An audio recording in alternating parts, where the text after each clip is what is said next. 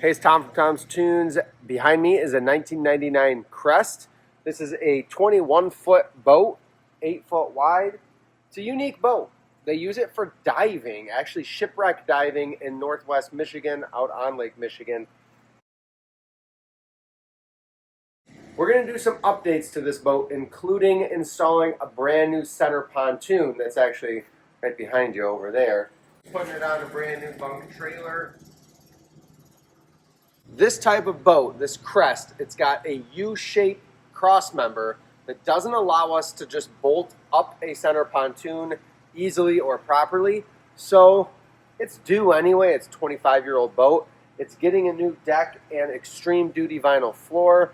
And while the deck is up, we'll install that center pontoon, get it up on the trailer, and then complete it from there. So we're going to take you through that new plywood and vinyl flooring. It'll be a cool boat when we're done with it. We'll just take you for a walk around it. Not a lot of other big changes going on right now. Just trying to get this thing updated and more seaworthy for heading out 20 miles plus on Lake Michigan.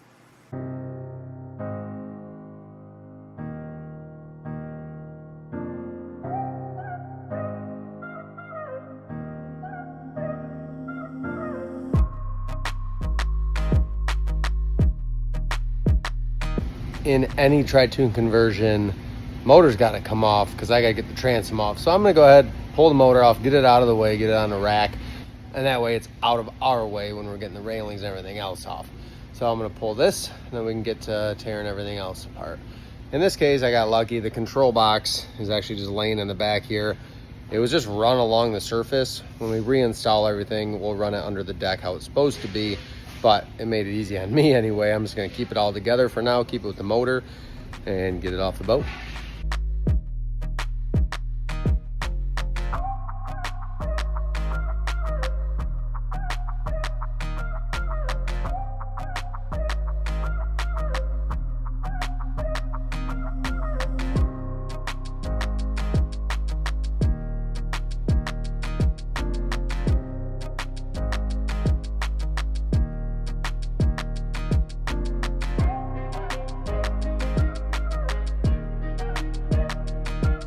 Everything's off the boat now, but here's a quick tip if you're doing a Crest restoration.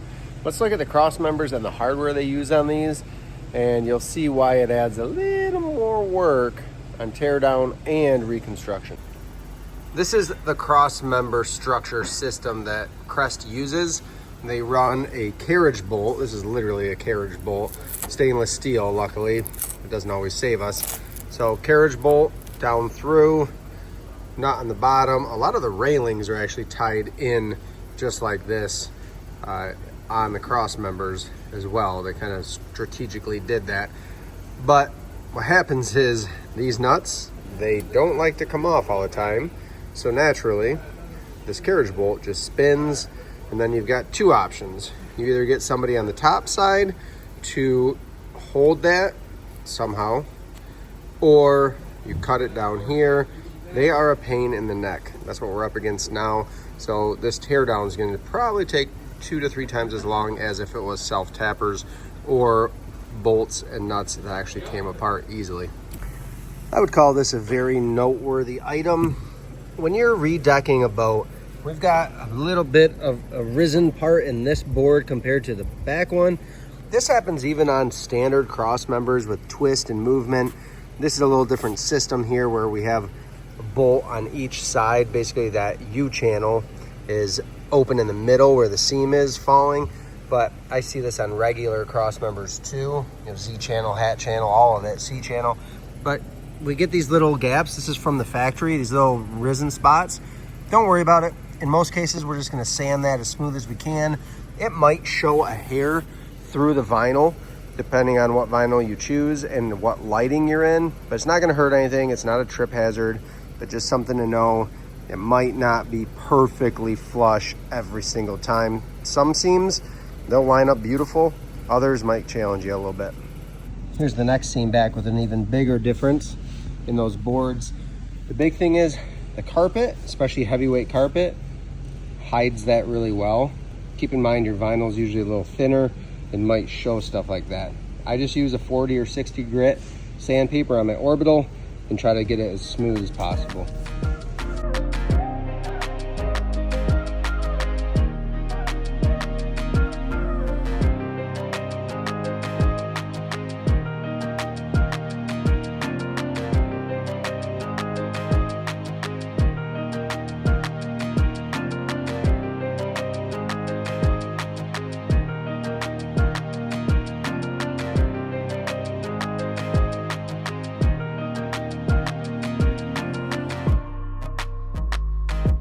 We got to the point now, we're ready to get this pontoon installed on the frame of the boat. I can't really move ahead with the deck and vinyl. I came in this morning thinking, I'm going to get this decked in vinyl today, and you can see it's a skeleton. Thought we were going to have it decked in vinyl before the end of the day, and then I saw the pontoon sitting there and remembered, oh, it's supposed to become a Tritoon. This pontoon, this is a super common topic for a lot of you out there. This pontoon came from northern Indiana, down near Fort Wayne. It's a 2.5-hour drive for us here in Grand Rapids, Michigan. But people ship these all over the country or have people transport for them. This came from a gentleman named Paul Keebler. He's got a business that sells pontoons and some other pontoon-related items he gets from manufacturers. This happens to be a log from Harris. Transom integrated in. The big things to look for when you're shopping for a transom log like this. It's 25-inch diameter to go with the 23-inch diameter Crest pontoons that are on the outer. I like about a 1 or 2 inch difference. You can go bigger if the trailer will handle it. One huge factor is you need to account for the transom height. That's from the very bottom of the pontoon down here up to the top of the transom. We needed a 20-inch made for a standard long shaft, and that's what this is. Pre-drilled from the factory, ready to go. It was pressure checked before it left the factory. It's got a mount for a water fuel separator. You could fit a fuel tank down in if you wanted to, and he's got other logs that are very similar. Really easy guy to work with. I just showed up with the trailer. We loaded it on, swiped a credit card, paid for it, and away we went. This is 22 foot long, and let me show you how I measured this in order to find what I needed. We took a tape from the front of the pontoon. Come with me back here. All the way to where the transom lines up. So we measured all the way past the outer pontoon to where the transom is, and we're going to keep the motor in the same position that it was. If you're rebuilding your boat completely, you might get rid of this and you might run one more across the back, and you could extend this transom out. You can go 18 to 24 inches. That's pretty industry standard. Going beyond that gets a little bit goofy, but it'll still run okay typically. You're going to get clean water on a center pontoon no matter what, because the water is flowing off the bottom of the pontoon directly to the engine. If this was the center pontoon or the transom, you get a clean flow of water versus a transom like this, where we get water kicking up from the outer pontoons and creating air pockets and gurgly stuff and all sorts of bad stuff. So a center pontoon will run clean. Again, we go with that bigger diameter center pontoon. It gives us more buoyancy. The higher we get these out of the water, the more stable the boat gets and the higher and drier the ride. But also, it's going to help with turning. If you're going faster, you want to pull kids on tubes and whatnot, you're going to be able to roll that. If I'm turning left, I'm going to be able to bank into my turn a little bit more because of the center pontoon kind of acting like a bow rider or a V hull. We've got videos that explain that. Let's look real quick. One more thing about this center tune before I get to installing it. I got to drop the transom off, obviously, but let's look at the system that this uses to install. It's really cool. It's why I love these pontoons for this type of project. But let me show you the hardware that goes on it. And yes, in this case, we did have to strip the boat down. If you have a Crest pontoon and you want to make it a Tritoon, you almost have to. To do it right, you got to take the deck off, because I can't get at any of these bolts on the transom or to bolt my new pontoon in because of the shape of this. Everything's hidden. So when the board's on top here, there's nothing to get at the bolt or nut on this side. The way you could do it, I just choose not to because I don't like it. It's not factory. It's not as sturdy. I've seen folks take angle aluminum pieces and through bolt. So I have an angle piece on both sides of this sticking out, and that would give me something to bolt my pontoon into without having to take the deck off. I don't recommend it. It will work. it's just not as factory as we try to accomplish here. So let me show you this hardware and how it fits. Normal, you know, we're typically using 3/8 inch stainless hardware, big heavy duty stuff. That will fit right up in just normal nut and bolt situation. But this channel system is really cool and actually works really well if you've got a boat that you're installing this on when the floor is already in place. We're going to take a carriage bolt, and there are T-bolts as well. Come up here. And once we know how many cross members we're tying into, we just slide this in, slide them all in to get them where we need them. We can roughly line them up. And what I've done is I've made myself a template out of flat stock aluminum that's got this on center. I think it's right around 14 inches. So I take my template, I get it centered on the cross member, I drill all my holes, then all I have to do is wheel this underneath, lift it, usually with I use my forklift. You could use an engine hoist and a floor jack. We get all the hardware in place, lift it up, and then we just tighten down nuts on top of these. I do recommend grease those nuts. You're going to use a stainless nylock. You don't want them to seize here. It's really hard, and it's hard to get them to really lock in. If they seize up, it's hard to break them off too. So lube that just with some grease, some WD-40, something, the nut-bolt combo so that it doesn't seize. I think that's it. I'm going to get to work prepping the frame, pre-drilling. My goal now today is get this center pontoon installed and hung so that I can come in tomorrow and get the deck and vinyl on. Let's get to work on it. I do have the information for Paul, his phone number and business. He's down in Indiana. Check the description below, give him a call, and if you do, you get a pontoon, you just got questions for him if he has what you need in stock. He has a ton of these in stock, by the way, like sometimes up to 100, even with the transom, which is the hard one to find. Make sure you tell him Tom's Toons sent you down there.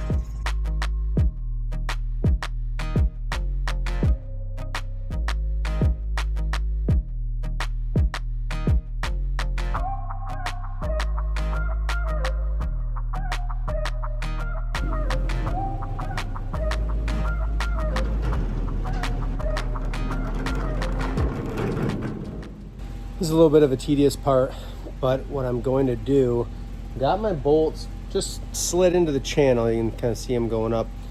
So they're not exactly where they need to be yet because I got to line my front up first, get that centered perfect as I can. Then I can arrange these bolts, and what I'll essentially do is lift the pontoon slowly up into place to get it where I need it. I'm going to throw my floor jack underneath the backside.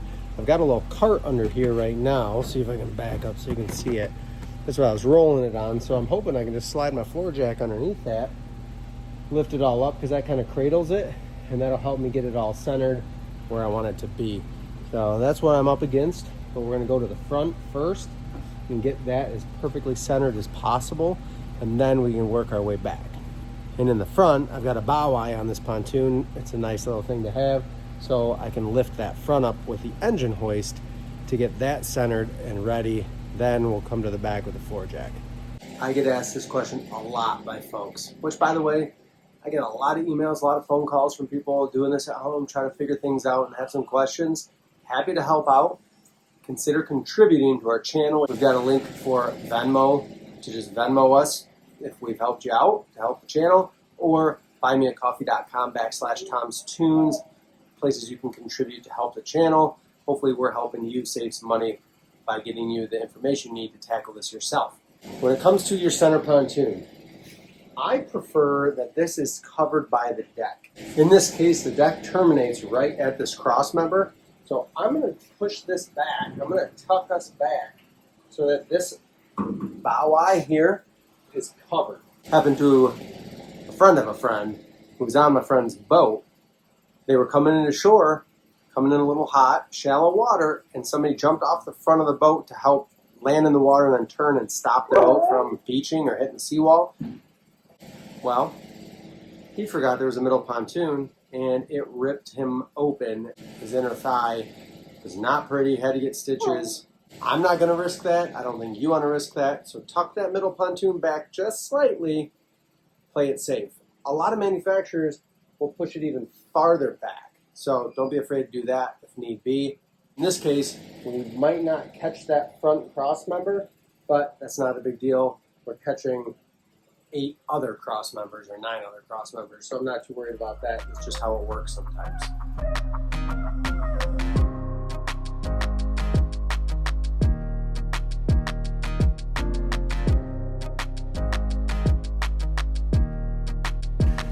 What you just saw me do there was run my bolts up through all those holes I drilled.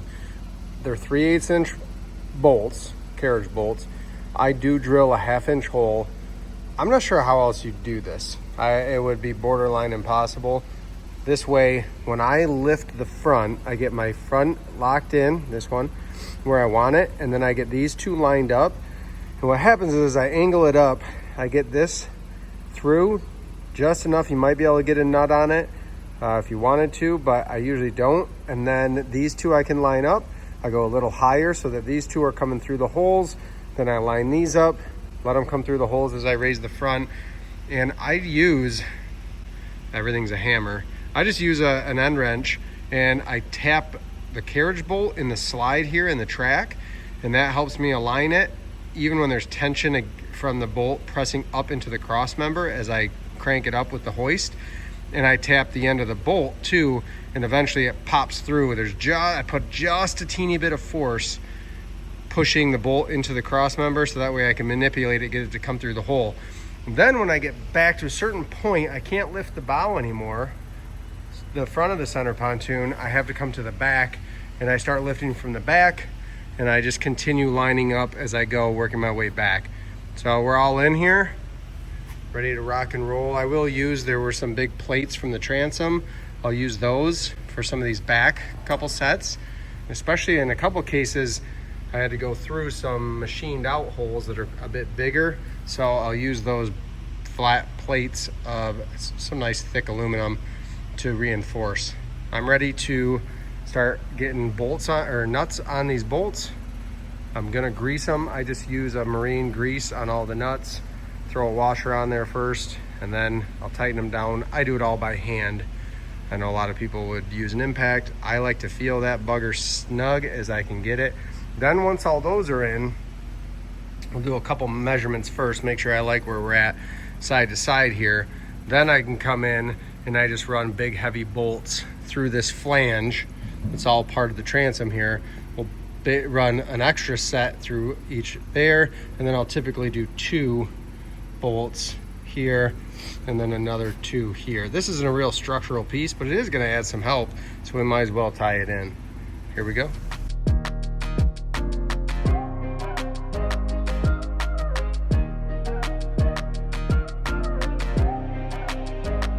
Center pontoon is in, hardware is all tightened. Really happy with how this came together, and I was able to do it by myself today. A lot of times I got to have a second set of hands. It's a big full day project. I mean, it's a lot of work, and we're not quite done. We still got to rehang the motor, so all that plays into it being just a really big project. But I'm gonna hike this thing up in the air. We lift the back with the engine hoist. I mean, this really doesn't weigh a whole lot right now. You know, I would estimate not even 1,000 pounds with all 3 pontoons, maybe 1,000, but not a whole lot more than that anyway. And then what we'll do is hook the forklift to the front. I'm gonna hover this up in the air, and we'll slide the trailer underneath. Not the first time we've done it. Got a pretty good system.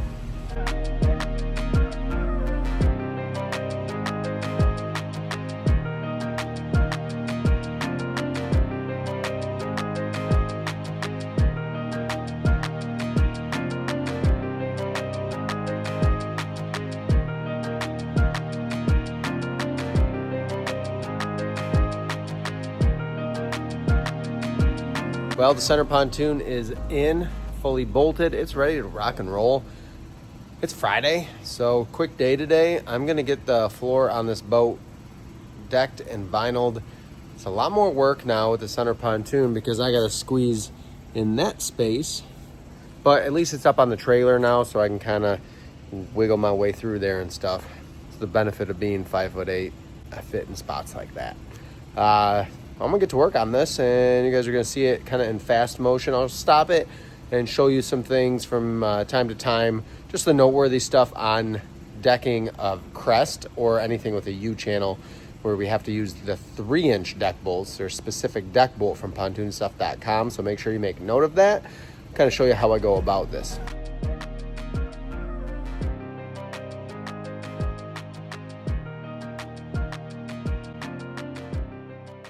What I'm about to do here, getting the deck laid, is just sizing everything up. I know that the front sheet is flush in front, so I'm gonna get that one squared up, kind of work my way back, get stuff clamped in, and then I essentially get everything anchored on the sides of the sheets.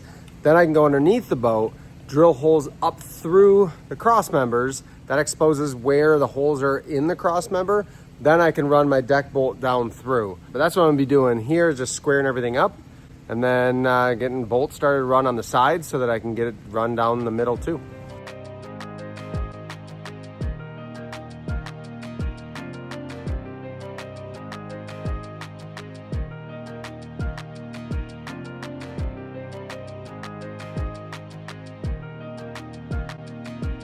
I did something a little different around the edges on this boat. I got a little creative. The tricky part about a Crest, at least these models, really common, done a lot of them now. A lot of the railing bolts go through this middle part on a seam and sometimes off of a seam. Well, what I did around the outside edge, rather than running a bolt and taking a chance of my railing bolt not being able to go down through here, and it's not that the railing bolts catch every cross member, so it gets a little tricky. What I did, just to lock everything in place, is I ran a self-tapper, just one on the non-seam in the back portion here. I ran it where I could see where I was drilling. That way it locks in really nice and everything's held in place. Now I can go in with a deck bolt. These are extra long, and what they do is they allow me to run this down through. Typically it's off to one side, and get a locking nut on the bottom. So it's essentially, I think they call them elevator bolts. It's like a carriage bolt, but it's flat. So I countersink it with a hole cutting bit. Just a 1 inch or 1 1/8 works too. Makes it nice and flush on top. You definitely need to countersink them. Just take that one top layer of ply off. It'll sit nice and flush. You don't want things risen with vinyl flooring. You'll see or feel those. A little bit of a divot. Usually the glue fills in, it cures up and hardens, and you never even feel it. So, or see it. Usually, without the center pontoon, this adds an element of complexity. But let me show you what this looks like underneath and explain it. So what we have underneath on the cross members, and you can see where a deck bolt was. And normally I would take my drill bit, and I'd come underneath the boat, and I'd drill up here. There'd be another one somewhere in here, and on the other side a couple more. Well, because the center pontoon is in my way, all I can really do is go through, drill all these. We'll run a deck bolt in the ones I can access, and then I'll have to get creative in the center. I'm gonna end up using self-tappers in the center, just lining it up, either chalk lining it or lining up my tape measure so that I can find that lip of the cross member. And I'm gonna run a self-tapper, and that's gonna do just fine. It's gonna lock it in. That's how we do most boats, and that's how most factory boats are done. Gotta get a little creative. I haven't installed a center pontoon on a Crest like this before, so there's a little learning curve, but we find ways to get it done and make sure that it's gonna last forever too. I've worked on enough of these things to know that there is no one way to secure a deck. Just look at all the different brands and how they do it. But there is a consistency of making sure that things are gonna stay in place for a long time. It's right about 12:30 right now. My goal is to have the deck on, get it sanded on the seams, get that nice and flush, get the vinyl on, and be packing up ready to leave by 3. I don't know if it's doable, but let's see what I can do here. It's going to take me at least an hour to get the deck on, get it sanded, another half hour or so, and then leaves me an hour to get the vinyl on. I think it's possible, but it's going to be tight.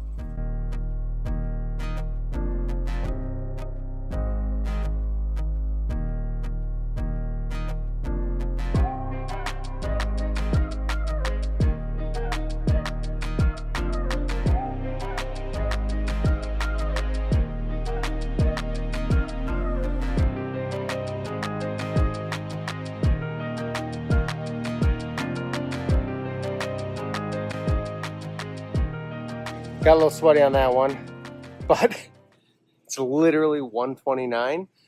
Everything's tightened. I did run self-tappers in the middle. It went really well. I just lined my pieces up that I needed to tap into, this flat piece here. I just lined that up with a piece of angle aluminum all the way across, marked it out, pre-drilled, and then ran the self-tapper. It went really, really well. Normally, if there's not a center pontoon in there, I'm going to run all deck bolts, all of those guys, because it's the way the factory does it. In this case, had to get creative. I got to sand the seams, and then we'll get right to work. One thing, mentioning seams. This is really common. This is a single 24-inch board. The last 2 boats I've done have both had these. And then the backboard is like 36 inches or 40 inches, something like that. So it gives it 21 total feet with a little bit goofy setup in the back here. Really common. I don't love it. I wish that they did full boards, or at least close to full boards, but they don't. So we had to rip one sheet down 24 inches to get in there, but it just makes more seams. And I don't love that. I'm gonna sand and get this vinyl on.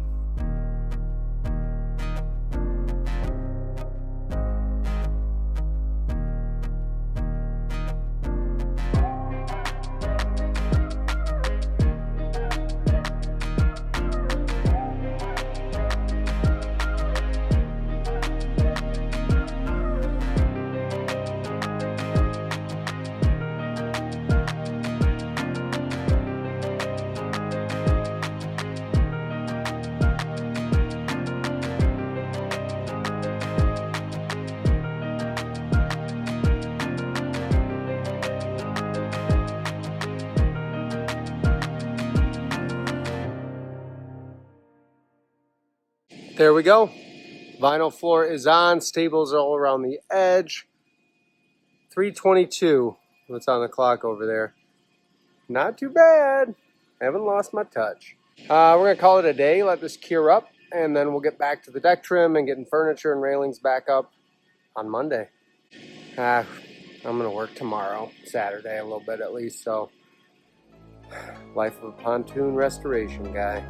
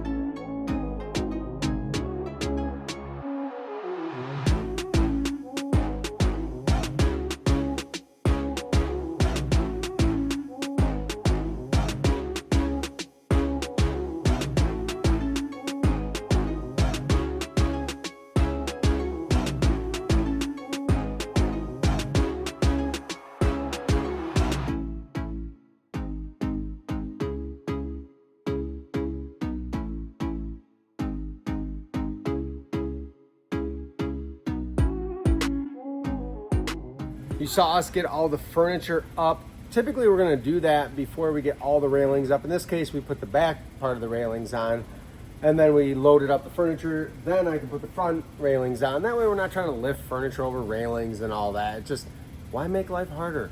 What we did on this back piece, you can see here, we've got our fence risers in. I tightened down the nuts and bolts on these. So these are in, this railing is secure. I do have a fence support on the inside. I'll tighten that up at some point. Sometimes on those railing supports, if you peek in here, you can kind of see it. I'll try to lift this up for you. If you look from here, you can see that that's that fence support. It's just gonna add some rigidity to the fence. If somebody grabs onto it, you're using a swim ladder, you grab the railing, that way it doesn't flex and move so much. As you saw there, there's a little gap. A lot of times we don't use a fence riser, but on this style, I am gonna have to slide fence risers under there where it bolts in. That way I can get it nice and secure. A lot of times if they're more flexible, I'm just gonna manipulate them to get to the floor without having to put a riser underneath. If I can help it, I'm gonna get rid of the riser. But in this case, No other option. That's a fixed bracket. It's got to have a riser under it. Whenever you are reusing your railings and your deck trim, the best way that I have found to do this is to get your deck trim and your corner caps on first. Then you can pre-drill. So what I did is I went around before I even put the railings up. I drilled the holes that were back through. This only works on deck trim that's got holes through it, which is the majority of your deck trim from the factory. Has your holes already drilled through. I run my holes through with the drill, and then I can set this on, drop my bolts through. So you can see here, I've got the bolt. There's no nut, it's not tightened yet. So there's some play here. I can take a pry bar, lift it just gently, slide that riser underneath, and I'll just go around the whole boat and get all my risers in place. And then I can go with a nut on the bottom, tighten everything in. It's just a quick, simple way to get your risers under, but also have your bolts in place so they're ready to line up and tighten. Something really common, especially on these older sun deck enclosures with the railings here, if you are not gonna be able to get at the hardware on the bottom side here, I see this from the factory, so I'm not afraid to do it myself. We will run a big, I think this is like a number 14 stainless screw, big Phillips head number 3. We'll run this down through to anchor this in place. I've seen it on boats that are 20 plus years old, still holding everything in solid. So don't be afraid to use that in a pinch. Use a bolt with a washer and nut everywhere possible. But if you can't get something on there, you're better off putting in a screw than nothing at all. On another point, there's nowhere to put a bolt and riser in across the middle here. I don't love that because we are supporting the sun deck up here. I want to get these railings supported and nice and level. They used to just sit basically on the carpet. Wasn't as big of a deal, but with the vinyl, we want to make sure that we have that supported because right now there's a teeny little gap. I'm going to go ahead and I'll measure in evenly on each side, make sure I can get at it from the bottom, and I'll drill a hole all the way through, run a deck bolt through on each of those, and then that way I can put a riser under and it'll be supported. Here's a fun one. Underneath the boat right now, and I'm gonna hang the motor soon, but before I did that, I really wanted to make sure I got that center bunk tight up to my center pontoon. So what I did is use my floor jack. I took the center 2 supports up. Really cool design. I can't say enough good stuff about these PMI trailers.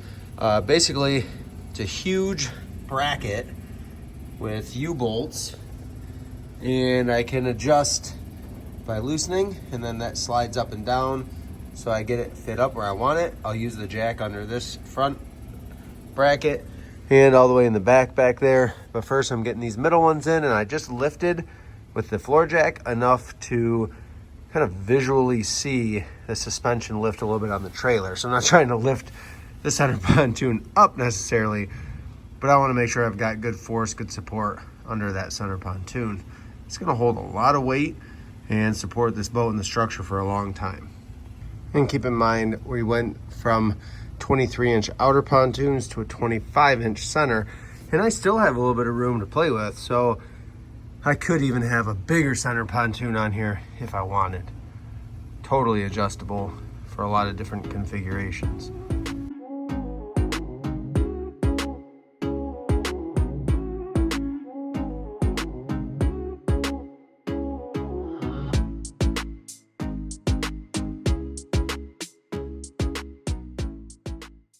In that time lapse, you saw us set the motor on, bolt it, take a look at it, and it was a little low. So the way that they work these, I've got 5 holes. They're all on 1-inch centers here. We've talked about this in other videos. On a Tritoon, we fit this up just like this was the bottom of a John boat, of a runabout, speedboat, fiberglass boat, any type of hull, fishing boat, fish and ski with an outboard. The water's gonna flow off the bottom of the center pontoon to the motor. Therefore, we need to line up this, technically called the ventilation plate, but a lot of people call it the cavitation plate or cav plate, if you've seen that before. We need to line this up as close as we can with the bottom of this pontoon where water's gonna come off. Water will rise roughly 1 inch every foot, so it'll come up 1 inch every foot it goes back. What I do is I just take a straight edge, line that up give it a little ways forward on the pontoon. Before we raised it one hole, the motor was way down here, the ventilation plate. Well, now we came up and we're pretty darn close. We're maybe a quarter of an inch below the bottom of the surface of the center pontoon. I'm gonna take my gamble with that. Way over, going a little too high. If performance wasn't perfectly ideal or there was a lot of spray, then I might tweak it. But in this case, there's room to trim out, which is gonna raise this ventilation plate up a little bit.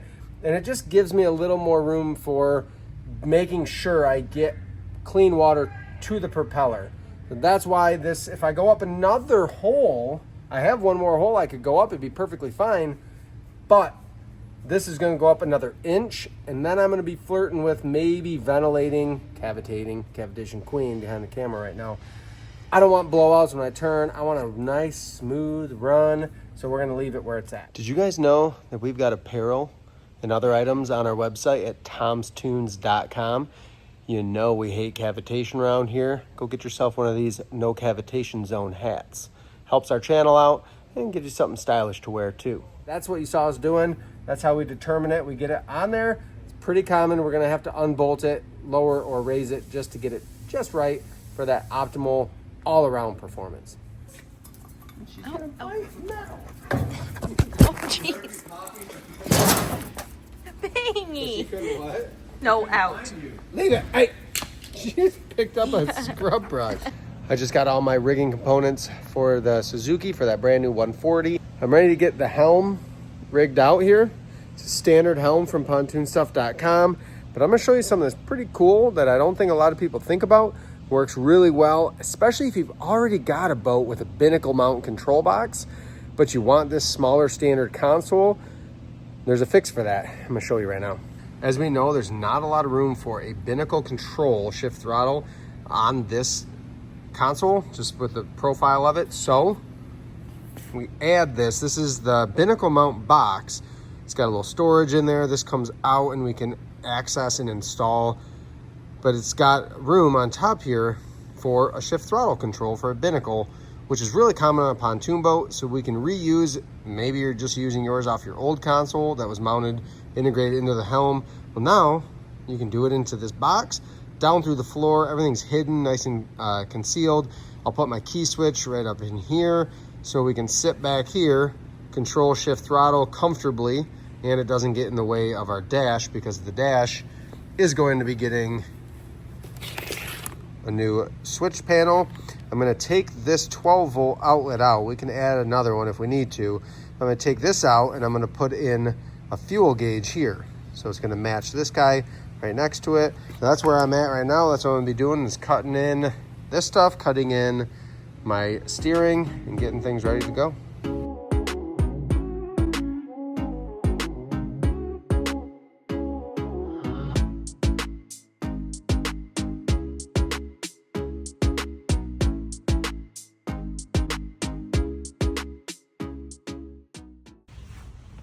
And the helm is coming together nice. I went ahead and, just because this is pretty much plug and play, I don't have to get it all the hardware on the backside. I ran that tachometer. It's got alarms for temp, oil, and rev limiter.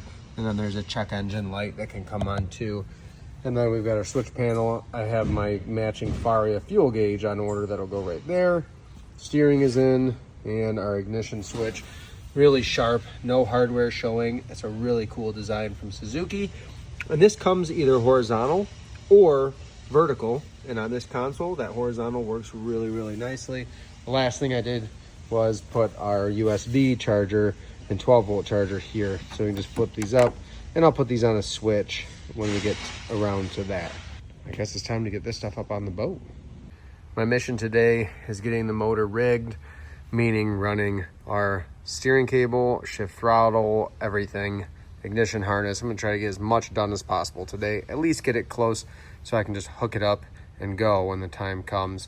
A couple noteworthy things. These transom designs are really intended for hydraulic steering, which this is still really tight space, but it works with hydraulic. If you're running a little bit smaller motor that doesn't require hydraulic steering, usually you're gonna see hydraulic on 150 and bigger, although we've worked on several that have had cable steering with 150 horse. So just something to consider if you're running a cable. I did have to cut a hole here, a hole on the bottom side to give this space to run through. And then on this side, in order to allow that to push, pull, tilt, and everything, we had to make another hole here. So try to do as clean as possible, but it's a must-have. It's not messing with anything structural. We've got gussets here. We've got so much sheet metal, and that's heavy-duty stuff. Trust me, I cut through it. It is heavy. So that's just something you might run into. I used a hole saw, used my sanding wheel on my angle grinder. Just have to get stuff done sometimes, and that was the best way to do it.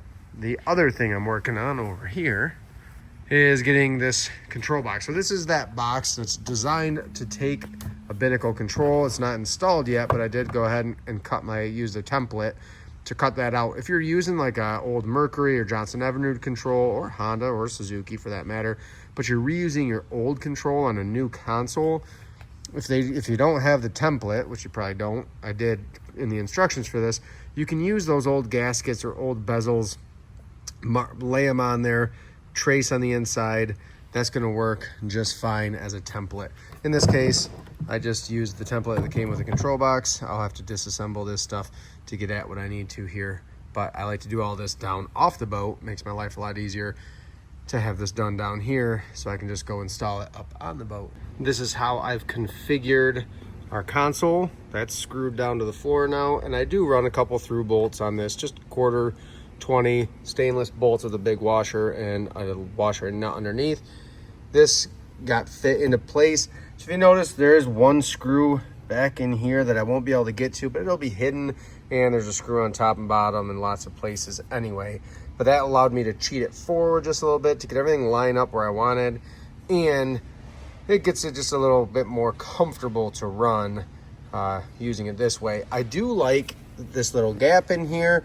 It might be somewhere nice to put stuff, but if stuff falls there, you can get it out, and it's going to give more room for the captain's chair out here, because if I push the console all the way to the railing and right in front of this, I can do that, but then it gets real tight and everything's shoved really close to the railing.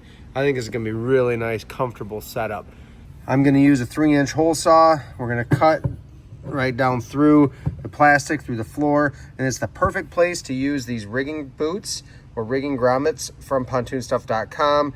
Just going to help keep water from splashing up in, keeps things nice and clean coming through, but mainly to keep water from splashing up in.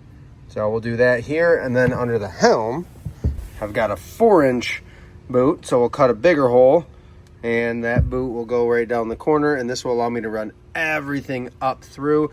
I can always cut these slits. There's 3 slits. I can cut them back a little bit if things are getting tight, but that's, again, going to keep water from splashing up, getting into my helm. These work really, really well. Nice and clean look. It's how the factory boats, most of them come, so let's try to replicate that and keep things clean. I'll do the same thing, run my hole, 4-inch hole through the console and through the deck, and then I'll install my boot first, then I'll pass everything up through the boot.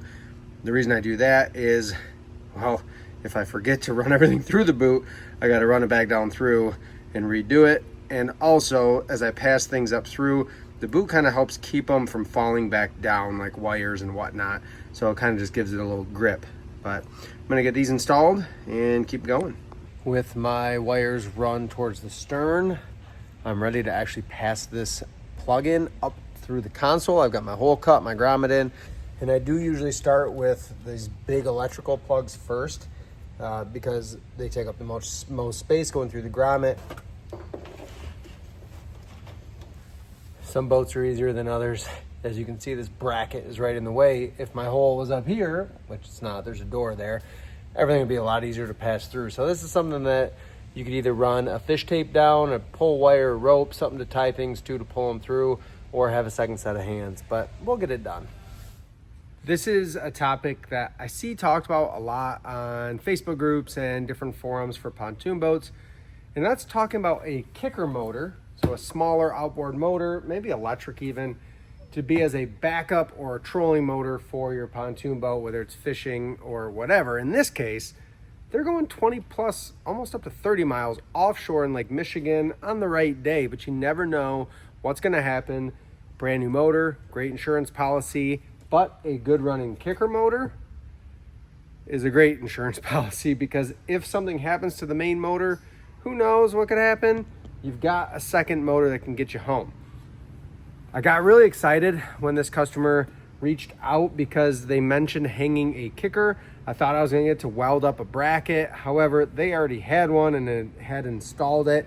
It's basically just threaded rod, bolted through plate that's welded to another plate. And then we added a bracket here. Someday I'll do this where it looks more factory, where we'll extend another transom off of the pontoon to hang a kicker. I've seen it on some different fishing pontoons. I can't wait to get to do that. We'll do it someday. So this is a Panther bracket. It's gonna be adjustable up and down, but this motor also has power tilt. So I'm thinking it's probably gonna stay right here all of its life, and the motor will just tilt up out of the water when they are cruising.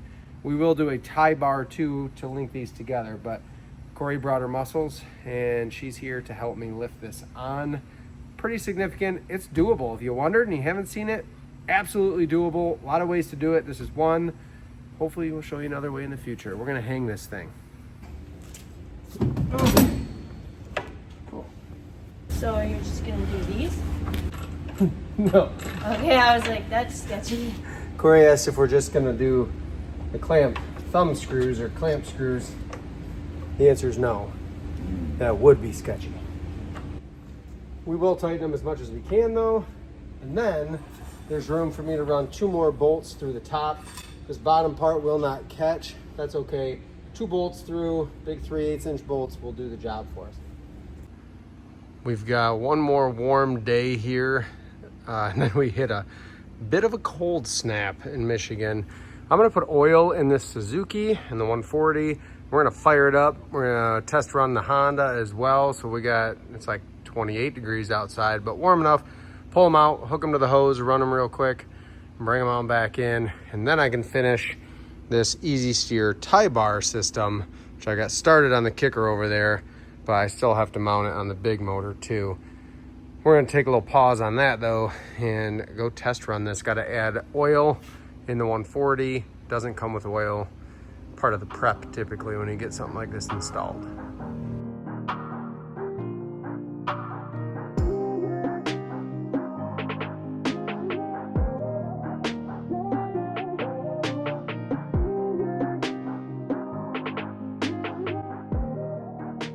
It's very sunny.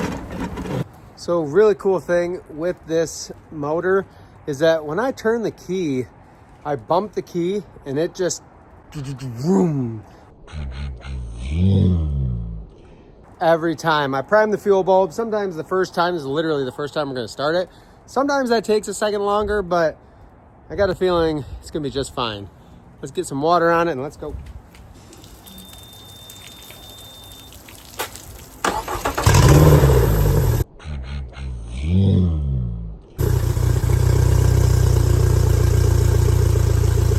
That's how it's going to start every single time. Warm, cold. They just like to run. They purr. We've got the hood off and it's still super quiet. So we'll let it warm up a second here.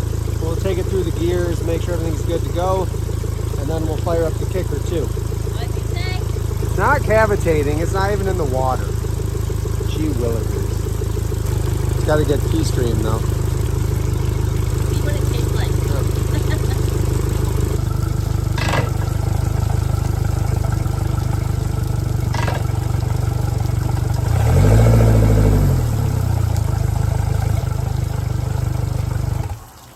Kicker's turn. Now, I don't know the history on this motor whatsoever. They just had it. So, it's a good running motor from what I'm told. Let's see how it does.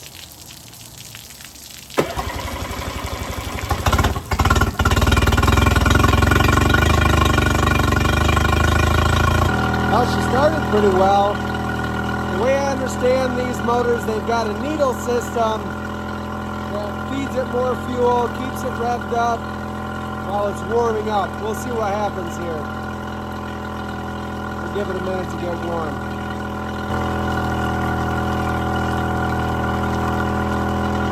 That just came out of the telltale hole. Just some crud. It was pumping water, but I could see this stuck in there. That can sometimes be what keeps your motor from pumping. Sometimes you just got to hit that with some air compressor up into the telltale, maybe a paper clip, but that was just some dirt, some crud that was plugging it from running full stream.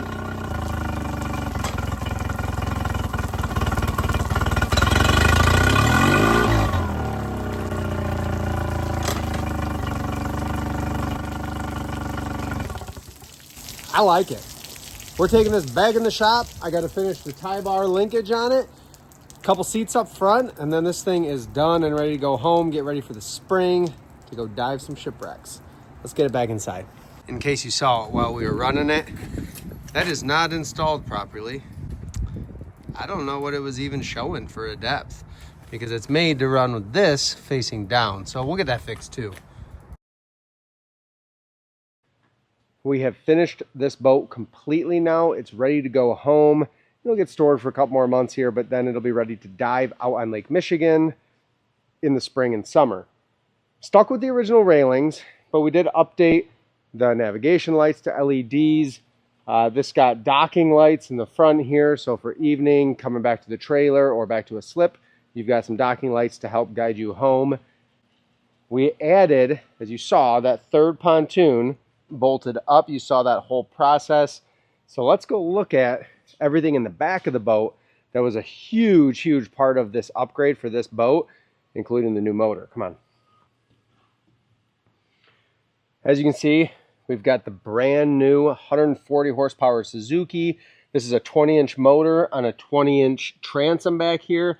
Got a new battery system and new fuel system. With that water fuel separator, it allows us to run fuel to both the kicker motor, backup motor, and our main 140.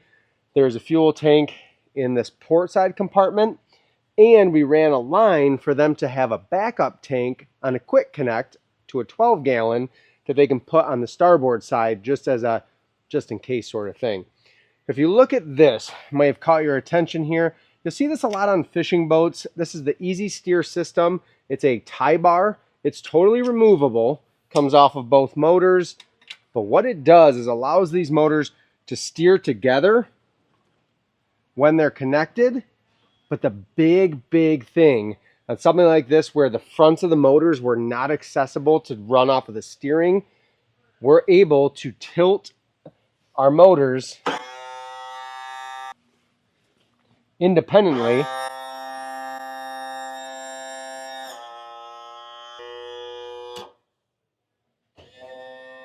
And as it comes back down to position, everything will line up. The really neat thing about this, and I'm going to jump up in the boat and steer, is that the motors can come apart. They can steer apart. This is self-adjusting. So when I get up in the boat in a second here, I'm going to turn the motor all the way over. It's going to rejoin these two motors, and then they'll steer together. And then I'll show you how they tilt independently as well. Check this out. So now all I need to do is steer my motors together. It re-engages to where I had it set, and now I can steer all the way in both directions. And then when I'm running, I can tilt my kicker motor all the way up, and even if that falls to the other side, it can still be rejoined back together when it tilts down. So again, all I got to do is steer all the way to my left, and then I'm back joined in and steering together. Really cool system for linking two motors where we can't get back at them to attach a tie bar when needed. Come on up inside and let me show you what we did on the interior of this boat. On the top side of this boat, we did a brand new marine grade plywood deck that's treated marine grade. It's the proper plywood for a pontoon boat. We did the extreme duty tan flooring. It looks great, and it's going to be really durable for everything they're doing on this boat, from scuba diving to just hanging out. Front seats. These are brand new premium seats from PontoonStuff.com. This is a 45-inch bench, so it's going to give us that factory look, a really comfortable seat to lean into, plus the cup holder. And then we bookended them. You don't have to put anything on the end, but we did with our lean back seat. So this gives the opportunity to sit back and kick your feet up as well. Standard console to match with the ivory, green, and tan. We have our back L seating, some more traditional seating all the way across the back. We had some extra plywood from the flooring, so I went ahead and redid that sun deck with carpet. It had carpet before, but it was falling apart. Now we've got that set up, ready to go, looking brand new for them. All of these seats have a ton of storage underneath. So we've got bumpers in this one, ropes, air pump. But you got lots of storage underneath every single seat, lean backs included. We have a low back helm chair on an adjustable sliding and spinning seat base. Both control boxes. So my captain's station here, we went with the standard console and added this box. It's available on Pontoon Stuff. It's a rigging box for a binnacle control like this. Gives me some storage down here, a cup holder, and then on the rail, we mounted the Honda control box as well. So main motor, kicker motor, everything's right here. Easy to use, easy to see. My Suzuki gauge, fish finder, and our switch panel, which we added. We got rid of the charging system, the USB and 12-volt charger here, and put in a fuel gauge instead. We now have the charger over here, and we've got our offshore radio in the console. Thank you for following us along. Everything you see from the flooring to the seats, everything console, electrical in this video is available at PontoonStuff.com, and we've got a coupon code in the description below, along with the other supporters of our channel. Take a peek at those. Leave a comment below. Are you working on a project right now coming up for 2025 summer? Tell us what kind of boat you're working on. Thank you for watching.